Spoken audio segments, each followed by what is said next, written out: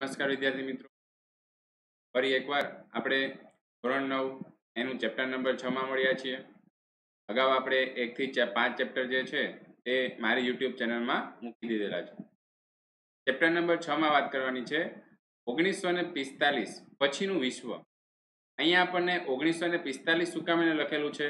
કારણ કે આપણને ખ્યાલ છે કે 1939 થી 1945 વચ્ચે દ્વિતીય વિશ્વયુદ્ધ જે છે એ દ્વિતીય વિશ્વયુદ્ધનો સમયગાળો હતો અને આ સમયગાળામાં જ આપણને ખ્યાલ છે કે જાપાન છે એ જાપાનના બે શહેર હિરોશીમા અને નાગાસાકી પર જે અમેરિકા દ્વારા અણુબોમ્બનો મારો ચલાવવામાં આવ્યો હતો એને લીધે ખૂબ જ નુકસાની આ જાપાનના બંને શહેર જે છે એને વેઠવી પડી હતી.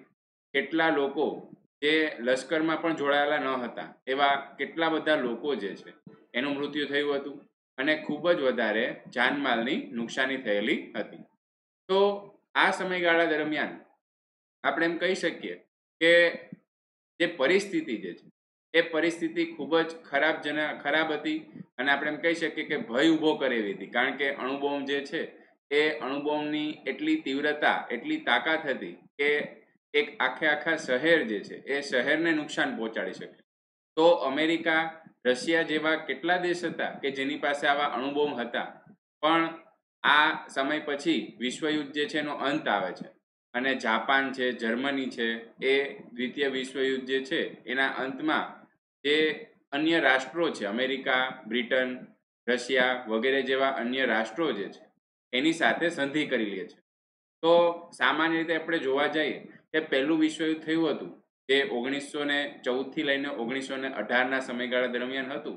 એમાં પણ જ્યારે ખૂબ જ વધારે લશ્કરી નુકસાન અને માણસોનું નુકસાન થયેલું હતું ત્યારે વિશ્વમાં શાંતિ સ્થપાય એના માટે એક રાષ્ટ્રસંઘ નામની સંસ્થા અથવા તો રાષ્ટ્રસંઘ જે છે એની સ્થાપના કરવામાં આવી હતી.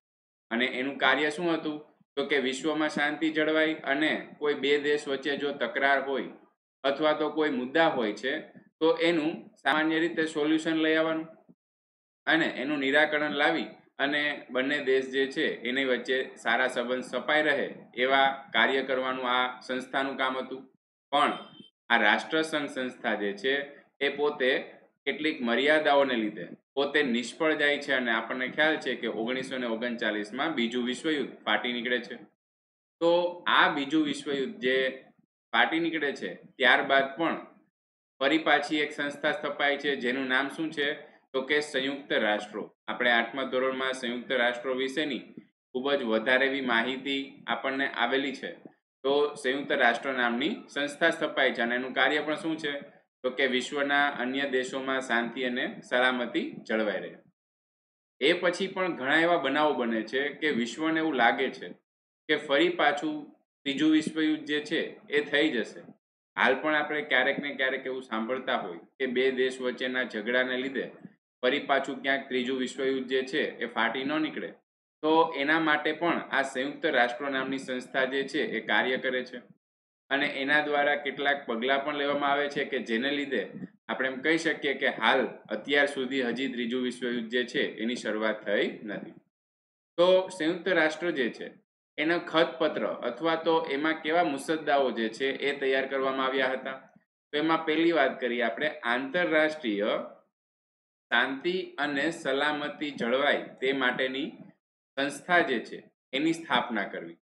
કારણ કે અમુક જે રાષ્ટ્રો જે છે એમાં હજી પણ કેટલાક તકરારની ભાવના અથવા તો કેટલાક બદલાની ભાવના જે છે હજી પણ રહેલી છે. તો એના માટેની એક સંસ્થા એવી સ્થાપવામાં આવે કે જેથી આપણે આ રાષ્ટ્રો જે છે એની વચ્ચે ઝઘડા ન થાય અને એ માટે શાંતિને અવરોધરૂપ હોય તેવી બાબતોને અટકાવવા કે દૂર કરવા તેમજ આક્રમણના કે શાંતિભંગના કૃત્યોને દબાવી દેવા અસરકારક સામૂહિક પગલાં ભરવા. જો કે આ આંતરરાષ્ટ્રીય શાંતિ અને સલામતી માટેની યુનાઇટેડ નેશન સિક્યુરિટી કાઉન્સિલ, આ સિક્યુરિટી કાઉન્સિલ જે છે ને એ સંસ્થાના માટે કામ કરે જ છે, જે આપણે 8મા ધોરણમાં આવી ગઈ છે. અને એના મુખ્ય દેશની વાત કરીએ તો અમેરિકા છે, ચાઇના છે, રશિયા છે, બ્રિટન અને ફ્રાન્સ આ બધા રાષ્ટ્રો એવા છે કે જે વિકસિત અને જેની પાસે લશ્કરી બળ જે છે ખૂબ જ વધારે. તો આવા રાષ્ટ્રો જે છે એ સામાન્ય રીતે બીજા કોઈ અન્ય નાના રાષ્ટ્રો વચ્ચેના ઝઘડા જે છે એને ડામી દેવાનો પ્રયત્ન પોતે કરી શકે છે. એટલે એના કૃત્યો છે એ દબાવી દેવા માટે આ રાષ્ટ્રો છે સક્ષમ છે. તો ધમકીથી પણ આ રાષ્ટ્રો જે છે એને ડામી દેશે અને બંને દેશ વચ્ચેના ઝઘડા થશે નહીં. તો આવી રીતના આપણે કહી શકીએ.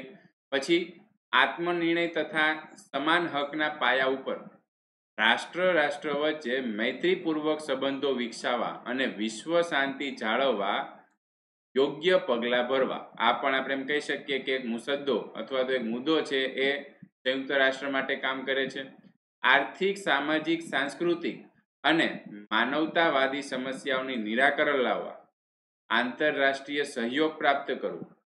પછી તો કે જાતિ, ભાષા, લિંગ કે ધર્મના ભેદભાવ જે છે એના વિના તમામ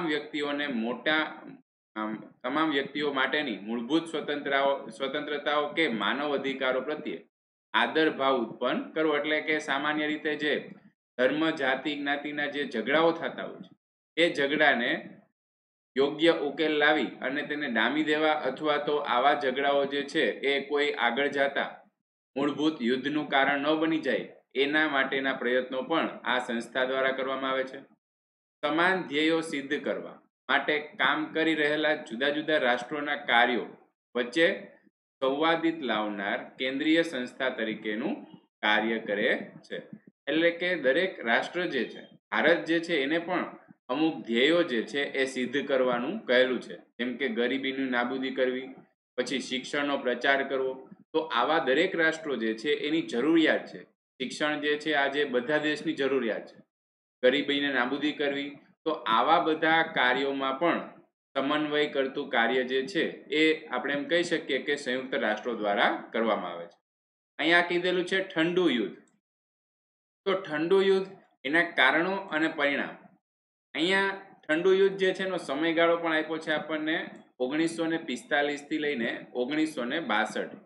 કારણ કે બધા લોકોને એવું લાગતું જ હતું કે જ્યારે દ્વિતીય વિશ્વયુદ્ધ જે થાય છે, આ દ્વિતીય વિશ્વયુદ્ધ બાદ ફરી પાછું તૃતીય વિશ્વયુદ્ધ જે છે એ પણ થવાનું છે.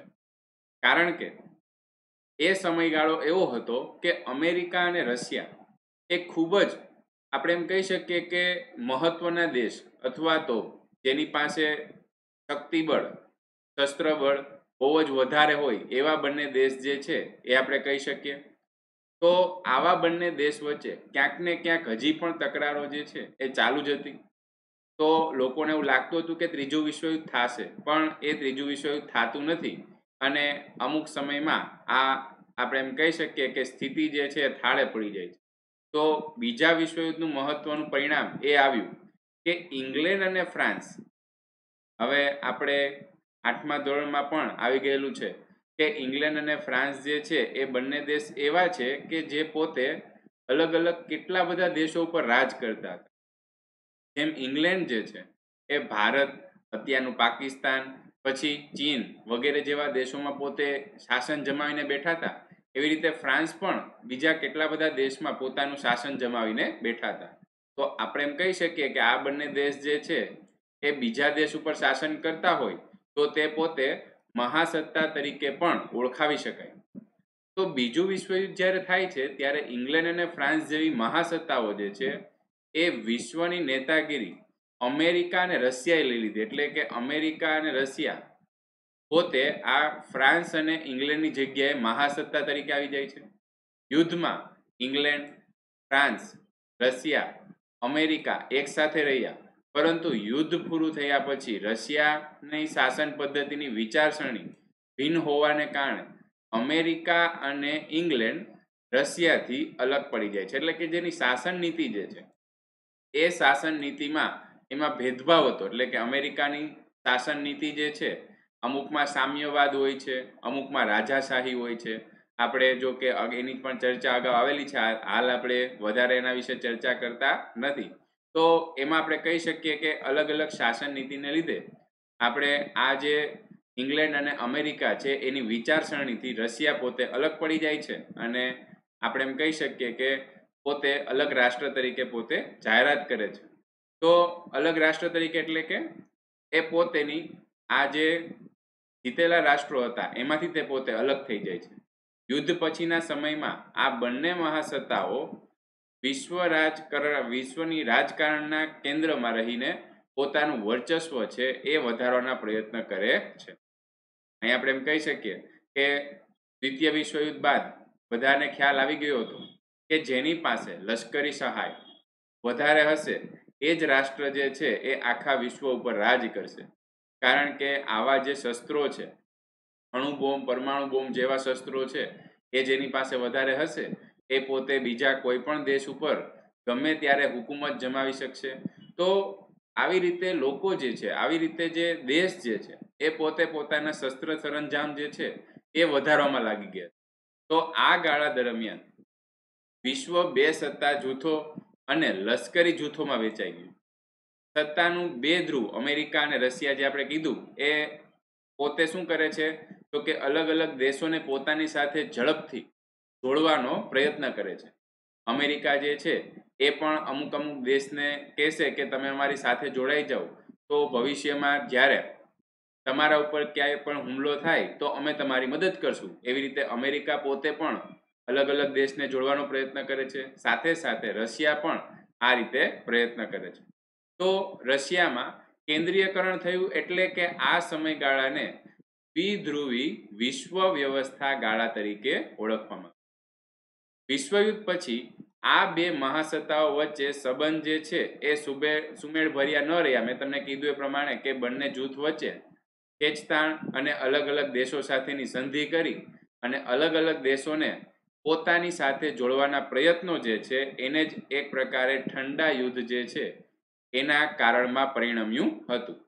એટલે કે ઠંડુ યુદ્ધ એટલે કે લોકોને હવે એવું લાગવા માંડે છે કે જો થોડુંક પણ તકરાર જે છે વધશે તો ત્રીજું વિશ્વયુદ્ધ છે ફરી પાછું ફાટી નીકળશે. તો એક પ્રકાર આપણે એમ કહી શકીએ કે આ તબક્કાને આપણે ઠંડા યુદ્ધ તરીકે જાહેર કરીએ છીએ અથવા તો ઠંડા યુદ્ધ તરીકે ગણીએ છીએ.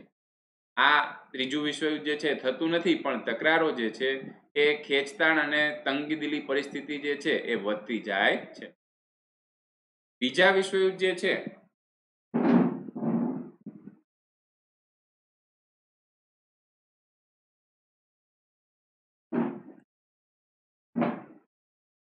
બીજા વિશ્વયુદ્ધ પછી વિશ્વના મુખ્ય શક્તિશાળી રાષ્ટ્રો વચ્ચેના સત્તા સંબંધોમાં પરિવર્તનો થયા. અહીંયા અન્ય શક્તિશાળી રાષ્ટ્રોની વાત કરીએ તો નાઝીવાદી જર્મની, અહીંયા અમુક અમુક દેશના નામ પણ આવશે. કારણ કે સામાન્ય રીતે વિશ્વના બધા દેશ જે છે, લગભગ ઘણા બધા દેશ જે છે એ આ વિશ્વયુદ્ધમાં જોડાયેલા હતા. તો આપણા માટે કેટલાક દેશ જે છે એના નામ સાંભળેલા હોય, જેમ કે જર્મની છે, જાપાન છે, પછી ભારત છે, ચીન છે. આવા દેશોના નામ તો આપણે સાંભળેલા હોય, પણ અમુક અમુક દેશ એવા પણ આવે છે જેના નામ આપણે યાદ રાખવા પડશે. તો નાઝીવાદી જર્મની, પછી તો કે ફાસીવાદી ઇટાલી સામે મિત્ર દેશો તરીકે સાથે લડેલા અને વિજયી બનેલા અમેરિકા અને રશિયા બંને વિરોધી સત્તા જૂથો, લશ્કરી જૂથો બન્યા. પછી તો કે બંને શક્તિશાળી રાષ્ટ્રો બન્યા અને તેમની વચ્ચે ઠંડુ યુદ્ધ જે છે એ શરૂ થાય છે. આ બધી ચર્ચા આપણે અત્યારે કરેલી જ છે, એટલે આપણે આગળ જઈએ છીએ. તો બ્રિટન અને ફ્રાન્સનો વિજય તો થયો, પણ યુદ્ધમાં ભયંકર તારાજીને લીધે બંને મહાસત્તા તરીકેનો દરજ્જો ગુમાવી બેઠ્યા. એટલે કે ખૂબ જ નુકસાન જે છે એ ખૂબ જ નુકસાન આ બ્રિટન અને ફ્રાન્સને થાય છે. તો અમેરિકા અને રશિયા જેવા મહાસત્તાઓ તરીકે પોતે આગળ વધે છે અને આ બ્રિટન અને ફ્રાન્સ જે છે એ પોતે એની ખુવારી જે થાય છે અથવા તો તેને નુકસાની જે વેઠવી પડે છે એને લીધે આપણે એમ કહી શકીએ કે પોતે મહાસત્તાનો દરજ્જો ગુમાવી બેઠ્યા. તો યુદ્ધમાં હારેલા જર્મની, ઇટાલી અને જાપાનમાં આર્થિક, રાજકીય અને લશ્કરી એમ બધી રીતે નષ્ટ થયા. તો કે પહેલા વિશ્વયુદ્ધમાં પણ આ બધી ચર્ચા આપણે કરેલી હોય કે જે રાષ્ટ્ર હારે છે એ રાષ્ટ્ર ઉપર આર્થિક રીતે તો આપણે એમ કહી શકીએ કે આર્થિક રીતે શોષણ થાય. ધારો કે અમેરિકા જે છે એ અમેરિકા પોતે વિજયી રાષ્ટ્ર બને છે, તો એ શું કરશે તો કે જે ઇટાલી કે જે હારેલું છે, પછી જાપાન, તો એમની પાસેથી અમુક રકમ જે છે એ પણ ઉઘરાવશે અને સામાન્ય રીતે અમુક એના પ્રદેશો જે છે એ પ્રદેશોમાંથી પણ આર્થિક રીતે દરેક વસ્તુ જે છે પોતે છીનવી લેશે. તો જર્મની અને ઇટાલી જેવા દેશ જે છે ને આર્થિક રીતે ફરી પાછા પાયમાલ કર્યા, કારણ કે જર્મનીને તો પ્રથમ વિશ્વયુદ્ધ બાદ પણ આર્થિક રીતે ખૂબ જ નુકસાની વેઠવી પડી હતી.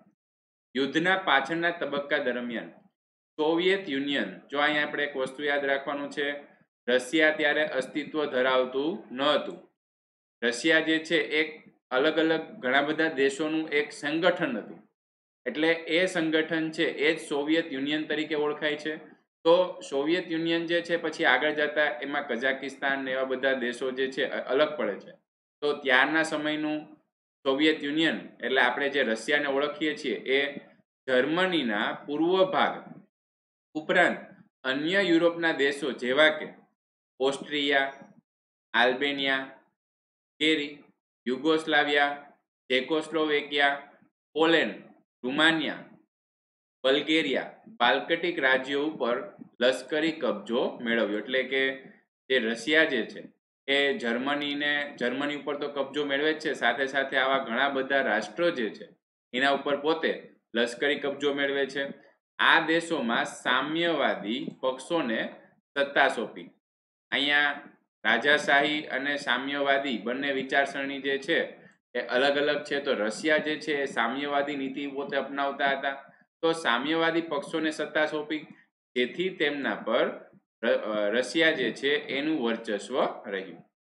અહીંયા આપણે થોડું ઘણું સામ્યવાદી નીતિને એવી રીતે વિચારી શકીએ કે ધારો કે ભારત જે છે એ ભારત અત્યારના પોતે લોકશાહી ધરાવે છે. હવે ધારો કે અત્યારના આપણે વિશ્વયુદ્ધ જેવી પરિસ્થિતિ ગણીએ અને ભારત જે છે આખા પાકિસ્તાનને જીતી લે, તો તમને થોડો ઘણો ખ્યાલ હશે કે પાકિસ્તાન જે છે ને એની સરકાર છે ને એ સેના ચલાવે છે. ભલે એમાં પોતે પ્રધાનમંત્રી હોય છે, પણ એની સેના છે ને આખી સરકાર ચલાવે. પણ હું તમને એમ કહું કે ભારત આખું પાકિસ્તાન જીતી લીધું, તો ભારત શું કરશે? ભારત પોતાના જેવી લોકશાહી નીતિ જે છે એ પણ ત્યાં અપનાવશે કે નહીં પાકિસ્તાન?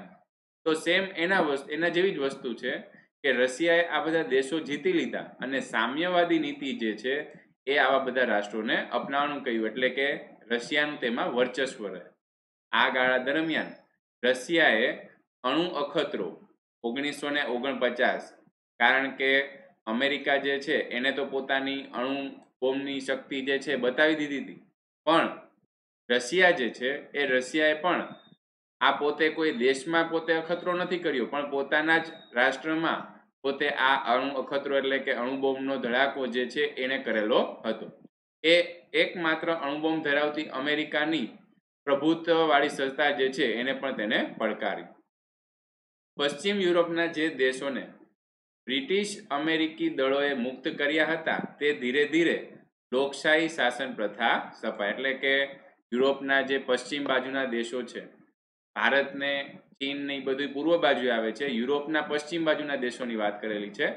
તો એ દેશો જે છે એમાં ધીમે ધીમે કરતા અમેરિકાની જે દળોવાળી સંસ્થા અથવા તો અમેરિકાની દળોવાળી જે સત્તા છે એમાં લોકશાહી શાસન વ્યવસ્થા એ પોતે સ્થપાય છે. તો આપણે બે વસ્તુ યાદ રાખી શકીએ, જે જગ્યાએ અમેરિકાનું વર્ચસ્વ હતું એ જગ્યાએ લોકશાહી શાસન પદ્ધતિ, અને જે જગ્યાએ રશિયાનું શાસન હતું અથવા તો રશિયાનું વર્ચસ્વ હતું ત્યાં સામ્યવાદી નીતિ જે છે એ સામ્યવાદી નીતિ અપનાવવામાં આવી. લશ્કરી જૂથમાં વહેંચાયેલું વિશ્વ. અહીંયા પણ આપણે એમ કહી શકીએ કે અલગ અલગ દેશો જે છે એ અલગ અલગ દેશોની ખેંચતાણને લીધે દરેક દેશ જે છે પોતાના વર્ચસ્વ વિકસાવવાનું, પોતાની સાથે જોડાયેલા દેશો જે છે એને સંરક્ષણ આપવાનું કામ જે છે એ અમેરિકા અને રશિયા કરતા હતા. તો પોતે આવી રીતના એક અલગ અલગ સંસ્થા જે છે એ પણ સ્થાપના કરે છે અને પોતે પોતાના વિસ્તારમાં વધારો કરવાનો પ્રયત્ન કરે છે. તો બીજા વિશ્વયુદ્ધ પછી યુરોપ અને વિશ્વના દેશો એક યા બીજા સત્તાના જૂથો સાથે જોડાતા બે દિશામાં ધ્રુવીકરણની પ્રક્રિયા જે છે એ ઉદ્ભવવા લાગી. અહીંયા આપણે એમ કહીએ કે એક અને બીજા સત્તાના જૂથો એટલે કે અમેરિકા અને રશિયા જે છે એ પોતાના દેશ જે છે પોતાની સાથે જોડાતા દેશ જે છે એની સંખ્યામાં વધારો કરતા હતા. તો સોવિયત સંઘ અને સામ્યવાદ, મેં તમને કીધું એ પ્રમાણે રશિયા જે છે એને સોવિયત સંઘ તરીકે આપણે ઓળખીએ છીએ અને એની નીતિ જે છે એ સામ્યવાદની નીતિ છે. એનાથી બચવા માટે અને અમેરિકાની પ્રેરણાથી ઉત્તર એટલેન્ટિક મહાસાગર જે છે એના ઉત્તરના કિનારે આવેલા જે દેશો જે છે એ દેશો તેની સાથે અમેરિકા સાથે જોડાયા અને આ સંગઠન જે છે એને કહેવાય છે નાટો. જો કે હાલ પણ આ નાટો જે છે એ આપણે એમ કહી શકીએ કે હજી પણ અસ્તિત્વ ધરાવે છે. નોર્થ એટલાન્ટિક ટ્રીટી ઓર્ગેનાઇઝેશન, એટલે કે આ દેશો જે છે એને અમેરિકા પોતે લશ્કરી સહાય આપવાનું અને જો કોઈ દેશ, અન્ય દેશ, ધારો કે ભારત જે છે એ આ નાટોના કોઈ પણ સભ્ય દેશ ઉપર કોઈ પણ પ્રકારનો હુમલો કરે તો અમેરિકા પોતે આ દેશને મદદ કરી અને ભારત ઉપર હુમલો કરશે. આવી એક પ્રકારે આપણે એમ કહી શકીએ કે ટ્રીટી એટલે કે એક પ્રકારનું જે ખતપત્ર જે છે એ ખતપત્ર તૈયાર થયું. તો આ વાત કરીએ આપણે નાટોની. એવી જ રીતે દક્ષિણ અને પૂર્વ એશિયાના દેશોના રક્ષણ માટે બીજા લશ્કરી જૂથની રચના કરી અને આ જૂથ જે છે એને SEATO એટલે કે south east Asia treaty organisation તરીકે તેને ઓળખાવેલું છે. આ સૈનિક સંગઠનની સામે રશિયાએ, આ જે સૈનિક સંગઠન તેની સામે રશિયાએ વોર્સો કરાર નામે સૈનિક સંગઠનની રચના કરી અને આ સંગઠનના અલ્બેનિયા, બલ્ગેરિયા, ચેકોસ્લોવાકિયા, પૂર્વ જર્મની, હંગેરી, પોલેન્ડ, રૂમાનિયા અને રશિયા જે છે એ એના સભ્યો હતા. એટલે આટલા દેશ જે છે એ આ સૈનિક સંગઠનના સભ્યો હતા. અને મધ્ય પૂર્વના દેશોમાં, અહીંયા આપણે હજી એક ત્રીજું સંગઠનની વાત કરીએ તો મધ્ય પૂર્વ જે છે એના દેશોમાં ઇંગ્લેન્ડની પ્રેરણાથી સેન્ટો એટલે કે central east north treaty organisation, અહીંયા ટ્રીટી ઓર્ગેનાઇઝેશન બધામાં આવે જ છે. એક એશિયાનું જૂથ છે અને બે જે છે એ નોર્થ ઈસ્ટ બાજુના જે છે એ બાજુના આપણે એમ કહી શકીએ કે જૂથ છે. તો central east north treaty organisation, એમાં આપણે એમ કહી શકીએ કે ઇંગ્લેન્ડની પ્રેરણાથી આ એક પ્રકારનું ત્રીજું જૂથ જે છે એ રચાય છે. પણ આપણે કીધું એ પ્રમાણે કે ઇંગ્લેન્ડ હવે મહાસત્તા રહી નથી.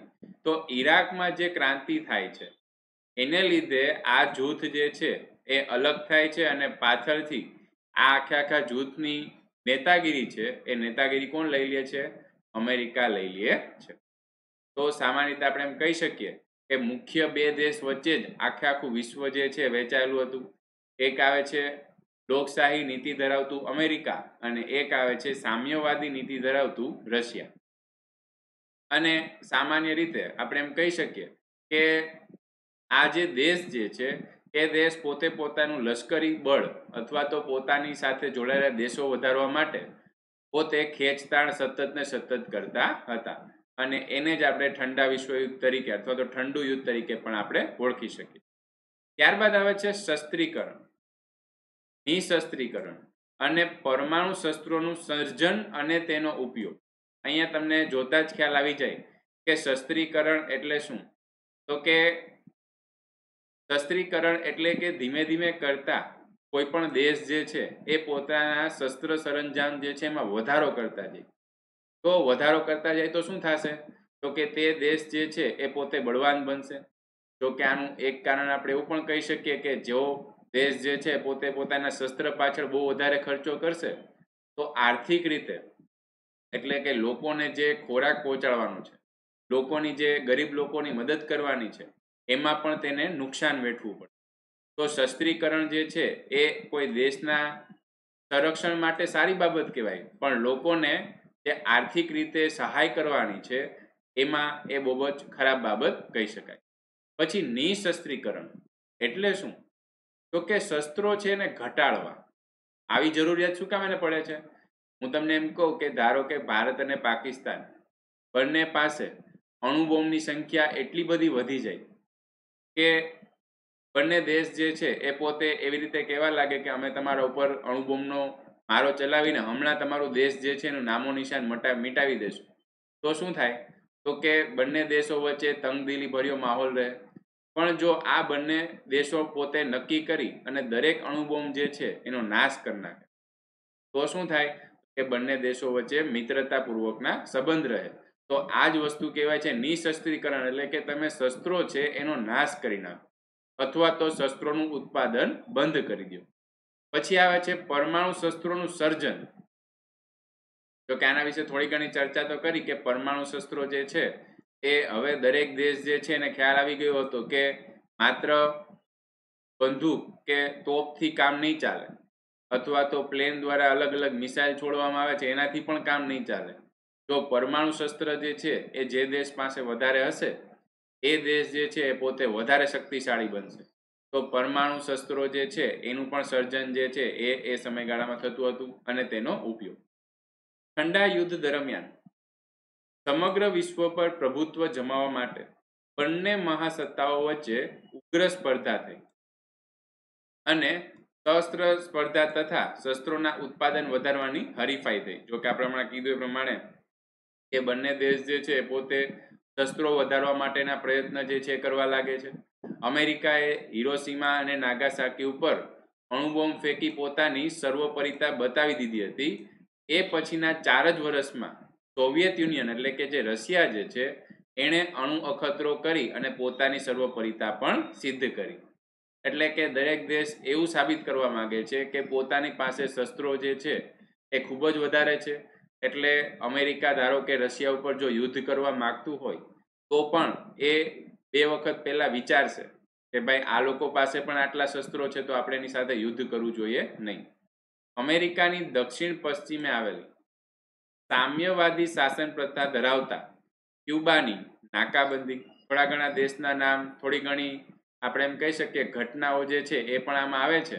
આપણે થોડું ઘણું જેટલું મહત્વનું છે એ જ આપણે યાદ રાખવાનું. સામ્યવાદી શાસન ધરાવતા એટલે કે સામ્યવાદી શાસન ક્યારે ધરાવતા હોય જ્યારે એના ઉપર રશિયાનું વર્ચસ્વ હોય. તો નાકાબંધી અમેરિકાએ 1961-62 દરમિયાન જાહેર કરી. અમેરિકાના આક્રમણના ભયથી ક્યુબાનું સંરક્ષણ કરવા માટે સોવિયત યુનિયને પરમાણુ શસ્ત્રોની સજ્જ મિસાઇલવાળા વહાણ કેરેબિયન સમુદ્ર, અહીંયા પહેલા તો આપણે એ જોવું પડશે કે ક્યુબા જે છે એ ક્યુબા ક્યાં આવેલું છે? તો કેરેબિયન સમુદ્ર એટલે કે અમેરિકા જે છે, અમેરિકા આપણને ખ્યાલ છે કે નોર્થ અમેરિકા, આપણે જે નોર્થ અમેરિકા ખંડ કહીએ છીએ એ ઉપરના ભાગમાં ને નીચેના ભાગમાં સાઉથ અમેરિકા આવેલું છે. જેને વિશ્વનો નકશો જે છે ન જોયો એક વખત જોઈ લેવો. ઉપરના ભાગમાં નોર્થ અમેરિકા, નીચેના ભાગમાં સાઉથ અમેરિકા, અને અહીંયા નીચે નીચે અમુક વેસ્ટ ઇન્ડિઝના ટાપુ આવેલા છે. આ વેસ્ટ ઇન્ડિઝના ટાપુમાંનું જ એક આપણે એમ કહી શકીએ દેશ છે ક્યુબા. તો આ ક્યુબા નજીક અહીંયા આવેલો છે. તો ત્યાં અમેરિકા જે છે એને એનો રસ્તો બંધ કરી દીધો અથવા તો એને નાકાબંધી જે છે એ જાહેર કરી દીધી. પણ આ ક્યુબા જે છે એ તો સોવિયત સંઘ એટલે કે રશિયા સાથે જોડાયેલું હતું અને પોતે સામ્યવાદી નીતિ ધરાવતું હતું. માટે રશિયાએ તેની મદદ કરવા માટે કેરેબિયન સમુદ્ર જે છે એમાં પરમાણુ શસ્ત્રો, વિચાર કરવો જોઈએ કે એ સમયે પણ આવા પરમાણુ શસ્ત્રો જે છે એની ખૂબ જ મોટા પાયામાં ઉત્પાદન થયેલું હતું. તો આવા પરમાણુ શસ્ત્રોથી સજ્જ એવું વહાણ જે છે ત્યાં મોકલ્યું. બંને મહાસત્તાઓએ એકબીજાને પરમાણુ શસ્ત્રો જે છે એ ઉપયોગ કરવાની ધમકી આપી. મેં તમને હમણાં કીધું એ પ્રમાણે ઇન્ડિયા અને પાકિસ્તાન બંને પાસે પરમાણુ શક્તિ હોય તો બંને વચ્ચેની તંગદિલી ભર્યો માહોલ જે છે વધતો જાય. તો બંને પરમાણુ શસ્ત્રોનો ઉપયોગ કરવાની ધમકી આપી. છેવટે અમેરિકાએ સોવિયત યુનિયનના વડાઓને પહેલીવાર હોટલાઇન ઉપર વાત કરી, એટલે કે ફોન લાઈન આપણે વિચારી શકીએ, ફોન લાઈન ઉપર વાત કરી, જેથી સોવિયત યુનિયને પોતાના વહાણો જે છે એ પાછા વાળવાનો વિચાર કરી અને વહાણ પાછા વાળ્યા અને બંને વચ્ચે યુદ્ધની ઘટના ટળી ગઈ. આ ઘટનાને આપણે એમ કહી શકીએ કે ક્યુબાની કટોકટી તરીકે પણ ઓળખવામાં આવે છે. તો આવી રીતના આપણે એમ કહી શકીએ કે આ સમયગાળો એવો હતો કે ધીમે ધીમે કરતા દેશ જે છે એ પોતે શસ્ત્ર સરંજામ જે છે એ પોતે વધારતા જાય છે. પરમાણુ બોમ્બ તથા અણુબોમ્બની સંખ્યામાં વધારો કરતા જાય છે. તો એને લીધે આવી અલગ અલગ પરિસ્થિતિ જે છે એનું સર્જન થાય છે. આથી બંને મહાસત્તાઓ વચ્ચે પરસ્પર સંદેશાની આપલે શરૂ થઈ. બંને મહાસત્તાઓ વચ્ચેની જે ગેરસમજ દૂર થવાનો માર્ગ જે છે એ મોકળો બન્યો. એટલે કે આવી રીતના જો સંદેશા વ્યવહારથી અથવા તો હોટલાઇનથી બંને જો ચર્ચા કરે તો બંને દેશો વચ્ચેના એટલે કે મહાસત્તાઓ અમેરિકા અને રશિયા વચ્ચેના અમુક અમુક જે બાબતો જે છે એ અમુક અમુક બાબતોને સમજી શકાય. કારણ કે વાટાઘાટો અથવા તો વાતચીત દ્વારા જ કેટલી વાતોનું સોલ્યુશન આવી જતું હોય એ તો આપણને ખ્યાલ જ હશે. તો બંને મહાસત્તાઓએ પરમાણુ શસ્ત્રોનો ઉપયોગ ન કરી અને માનવ કલ્યાણનું કાર્ય જે છે એનું નક્કી કર્યું. એટલે આ રશિયા અને અમેરિકા બંને પોતે પરમાણુ બોમ્બ જે છે અથવા તો આવા શસ્ત્રો જે છે એ શસ્ત્રોનો નાશ કરી અને આપણે એમ કહી શકીએ કે હાલ આ બંને દેશો વચ્ચે એવી રીતના એક ટ્રીટી અથવા તો એક પ્રકારનું ખતપત્ર એવું સાઇન થાય છે કે પોતે બંને પરમાણુ શસ્ત્રો છે એનો નાશ કરશે. તો અહીંયા આપણે એમ કહી શકીએ કે ક્યુબાની કટોકટી જે છે એને લીધે શું થાય છે તો કે જે ઠંડુ યુદ્ધ હતું કે જે ત્રીજા વિશ્વયુદ્ધ તરફ પરિણમવાનું હતું એનો અંત આવે છે. એટલે કે આ ઠંડુ યુદ્ધ જે છે એનો અંત ક્યુબાની કટોકટીથી આવે છે. અમેરિકા, સોવિયત યુનિયન અને બ્રિટિશ પરમાણુ શસ્ત્રોનું નિશસ્ત્રીકરણ અને પરમાણુ શસ્ત્રના પરીક્ષણ અને ઉત્પાદન અને ઉપયોગ કરવા ઉપર પ્રતિબંધ મૂકવા સહમત થાય. નિશસ્ત્રીકરણ વિશે મેં તમને અગાઉ પણ સમજાવ્યું કે દેશ જે છે એ પોતે પોતાના શસ્ત્રો જે છે એ શસ્ત્રોનો નાશ કરી નાખે જેથી શાંતિ અને સુખાકારી ભર્યો માહોલ જે છે એ માહોલ બન્યો રહે. અને આંશિક પરમાણુ અખતરા બંધ જે છે એ પણ એની પણ સંધિ કરી અને સામાન્ય રીતે બંને દેશો એવું નક્કી કર્યું કે પરમાણુના જે અખતરા જે છે અથવા તો પરમાણુના જે એક્સપેરિમેન્ટ આપણે જે છે એ બંધ કરી દઈએ એટલે અન્ય દેશો જે છે એને પણ ભય ન લાગે. તો આવું જે નક્કી કરવામાં આવ્યું એને લીધે આપણે એમ કહી શકીએ કે ધીમે ધીમે કરતા ઠંડુ યુદ્ધ જે છે એ હવે સાવ ન યુદ્ધ થાય એમાં પરિણમે છે અને હાલ સુધી પણ ત્રીજું વિશ્વયુદ્ધ જે છે એ થયેલું નથી. તો આ સંધિ પર ફ્રાન્સે હસ્તાક્ષર કર્યા નહીં અને પરમાણુ અખતરા કરવાનું ચાલુ રાખ્યું. તેમજ ચીને પણ આ હસ્તાક્ષર પર પોતે સહી કરી નહીં. 1964માં પોતે અણુ અખતરો કરે છે ચીન. આ સંધિ બીજા દેશ પર અણુ અખતરા કરવા પર પ્રતિબંધ મૂકતી હતી. છતાં પણ વિશ્વના 5 રાષ્ટ્રો શસ્ત્રો પોતે ધરાવતા હતા. એટલે આપણે કીધું એ પ્રમાણે જે 5 મહાસત્તાઓ છે એ જ બધા રાષ્ટ્રો છે. ચીન છે, ફ્રાન્સ છે, અમેરિકા, રશિયા અને બ્રિટન. આ 5 રાષ્ટ્રો જે છે એની પાસે એટલા બધા શસ્ત્રો હતા કે બંને દેશ જે છે અથવા તો કોઈ પણ દેશને પોતે નાશ કરી શકે. તો આવા સંધિ ઉપર ફ્રાન્સે તથા ચીને પોતે હસ્તાક્ષર ન કર્યા અને ઇંગ્લેન્ડ, અમેરિકા અને રશિયા એણે હસ્તાક્ષર કરી અને પોતે નિશસ્ત્રીકરણ ચાલુ કર્યું. ચીન સિવાયના 4 સંયુક્ત રાષ્ટ્રોની સંમતિના કાયમી સભ્ય રાષ્ટ્રો હતા. એટલે કે ચીન જે છે એ જ પોતે હારેલા રાષ્ટ્રમાં અથવા તો ચીન ઉપર ઇંગ્લેન્ડનું વર્ચસ્વ હતું. તો એ સિવાયના 4 રાષ્ટ્રો જે છે મુખ્ય રાષ્ટ્ર તરીકે આપણે કહી શકીએ. પરમાણુ શસ્ત્રો વિઘાતક રાસાયણિક જૈવિક શસ્ત્રો, જો કે આ પણ રાસાયણિક જૈવિક શસ્ત્રો જે છે એ પણ ખૂબ જ ઘાતક હોય છે અને તેની અસર જે છે એ લાંબા સમયગાળા સુધી રહે છે. તેમજ દૂરના અંતર સુધી પહોંચાડી શકાય તેવા મિસાઇલો અથવા તો પ્રક્ષેપાસ્ત્ર, આપણે એવું કંઈ યાદ રાખવાનું જરૂર નથી, આપણે મિસાઇલ યાદ રાખશું. મિસાઇલના ઉત્પાદનની અદ્યતન ટેકનોલોજી આ 5 રાષ્ટ્ર પાસે હતી અને મનુષ્ય જાતિનો જ નહીં સમગ્ર જીવ સૃષ્ટિ સાથે આખા જગતનો અનેક વાર વિનાશ કરી શકે તેવા રાષ્ટ્રોના ભય નીચે વિશ્વ દબાયેલું હતું. એટલે કે આ 5 રાષ્ટ્રો જે છે એની પાસે એટલા શસ્ત્ર સરંજામ વધી ગયા હતા કે પોતે વિશ્વના કોઈ પણ દેશ જે છે એને પોતે નુકસાન પહોંચાડી શકે. તો આ જ 5 મહાસત્તાઓ જે છે એ હાલના સમયમાં પણ આપણે એમ કહી શકીએ કે જે સંયુક્ત રાષ્ટ્રો જે છે એ સંયુક્ત રાષ્ટ્રોની 5 મહાસત્તાઓમાં પોતાનો સમાવેશ થાય છે. બે મહાસત્તાઓ વચ્ચે ઠંડા યુદ્ધની તીવ્રતા ઘટતા તેમની વચ્ચે સંબંધ સુધારવાની પ્રક્રિયા જે છે એ શરૂ થઈ અને મહાસત્તાઓએ પરમાણુ શસ્ત્રો પર મર્યાદા મૂકતી અને તેમનો ઘટાડો કરતી સંધિ ઉપર હસ્તાક્ષર કર્યા. એટલે કે હવે આવા અલગ અલગ પરમાણુ શસ્ત્રો જે છે એનું ઉત્પાદન બંધ કરી દેવું અને અમુક હદે તેને ઓછી કરી દેવી. તો આવા પણ આપણે એમ કહી શકીએ કે આવા હસ્તાક્ષર અથવા તો આવી સંધિઓ જે છે એ પણ આ સમય થાય છે.